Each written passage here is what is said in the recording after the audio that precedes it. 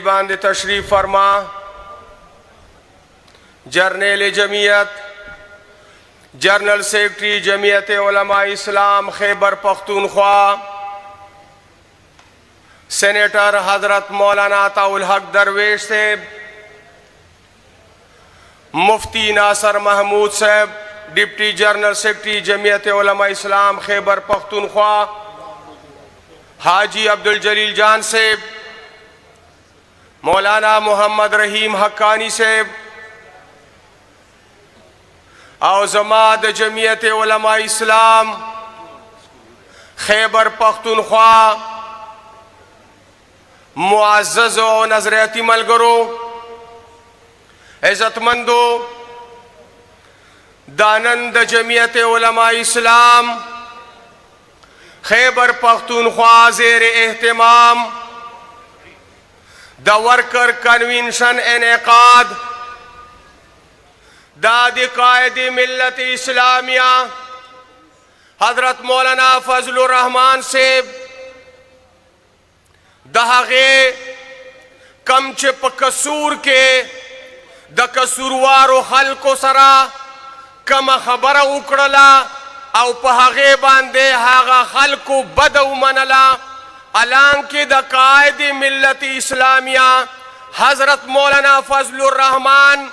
पूरा तकरीर के हम यो लफ्ज हम काबिल मुआखजा न हो, लेकिन आगे खल को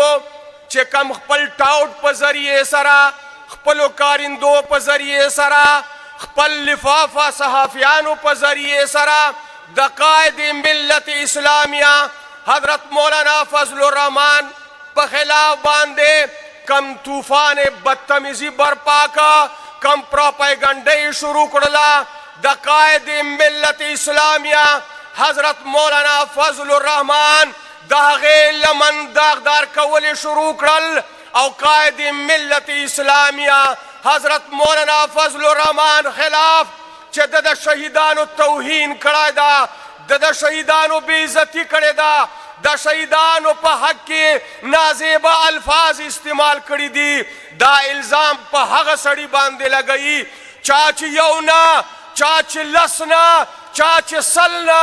चाच पहजार हाउ शहीदान वर्कड़ी दी चाच पहजार हाउ आगा खलक वर्कड़ी दी ची यो तरफ ता हम द राइट हैंड हो बल तरफ ता हम राइट हैंड हो द जमीयत उलमा इस्लाम द सफ़े अव्वल कायदीनु द जमीयत उलमा इस्लाम द सफ़े अव्वल मरगरियु द जमीयत उलमा इस्लाम मरकजी उहदेदारानु द जमीयत उलमा इस्लाम द पार्लियामेंट मेंबरान पातिशु द जमीयत उलमा इस्लाम द कौमी असम्बली मेंबरान पातिशु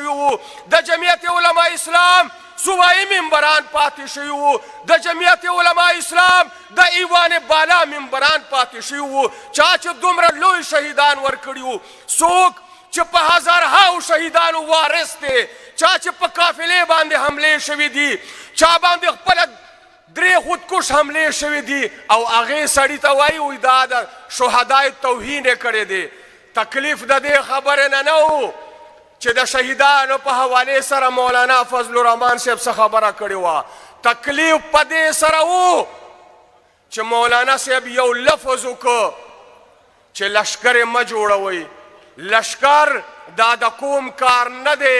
दादा पब्लिक कार न दे चे बलूचिस्तान तजे अलता मलकानु बांधे अलता मशरानु बांधे अलता उलमाए किराम प्रेशराइज के तब खैबर पख्तूनख्वा के गर्जे अलता मलकान प्रेशराइज के अलता उलमा प्रेशराइज के और अलता खल को तवाई च लश्कर जोड़ का मौलाना साहब सिर्फ दुमरा उवेले च ज लश्कर जोड़ कम जटो पक वाखलम ब्यातद कम मरज दवाए ता बांधे च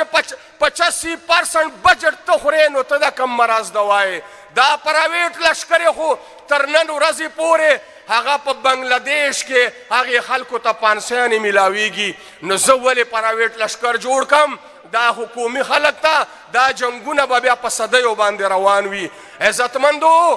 कायद मिल्लत इस्लामिया हजरत मौलाना फजलुर रहमान साहब द देखल को दा हगा कमजोरियानो निशानदही उकड़ा और तेरे तलाशा प बलूचिस्तान के नन ما مرکزی مجلس عمومی اجلاس په کراچۍ والا پېښور ته منتقل کو 19-20 ستمبر باندې. ولې مې منتقل کا چې د بلوچستان خلک کراچۍ ته نشي ترې. الته بلوچستان لیبریشن آرمی والو خلکو هغه روډونه قبضه کړي دي، پلونه یې وغورځول، سرکاري عماراتو باندې قبضې کړي دي. بلوچستان عملا هغه د دهشتګردو په قبضه کې ده. خیبر پختونخوا عملا د دهشتګردو په قبضه کې ده. زما په خیبر پختونخوا کې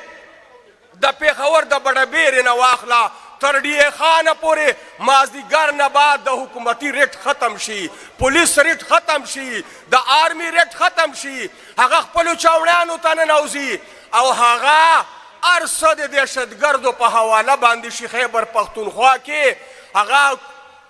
سرکاري ریټ نشته، حکومت ریټ ختم دی. قائد ملت اسلامیه وایي